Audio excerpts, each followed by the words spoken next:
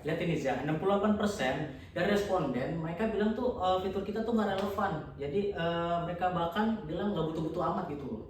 68% itu baik, tapi tim yang dibilang mereka siap udah luncurkan untuk minggu depan. Kalau kita tetap luncurkan format sekarang, kita cuma buang-buang ini uang marketing kita sendiri gitu loh. Aku harus bicara sama Fatma. Oke.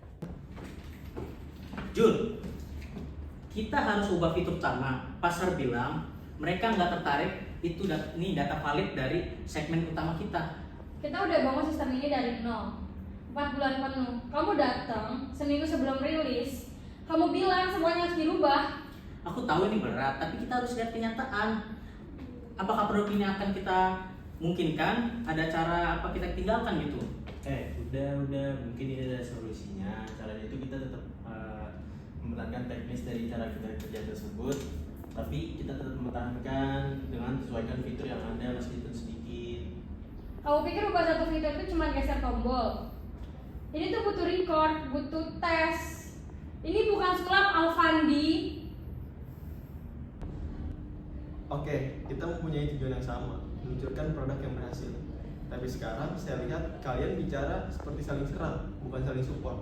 Untuk itu, saya ingin mendengarkan pendapat dari kalian masing-masing. Silakan, Fatma. Kami membangun sistem ini secara terstruktur. Perubahan besar, artinya membongkar ulang, minimum 2 minggu penyesuaian itu perlu dengan resiko yang besar.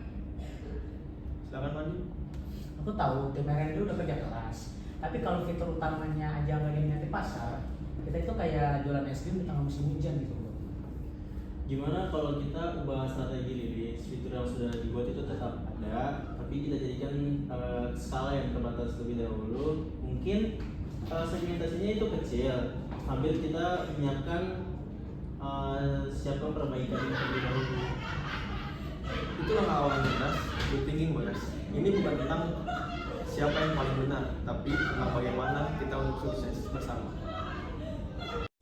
Kalau kita ubah struktur jadi modular, fitur ini bisa dijadikan add-on opsional, beban teknisnya ringan. Oke? Nah, sementara itu timku bisa buat teaser marketing gitu loh, kayak fitur eksklusif akan segera hadir gitu. Jadi kita akan bangun rasa penasaran dulu.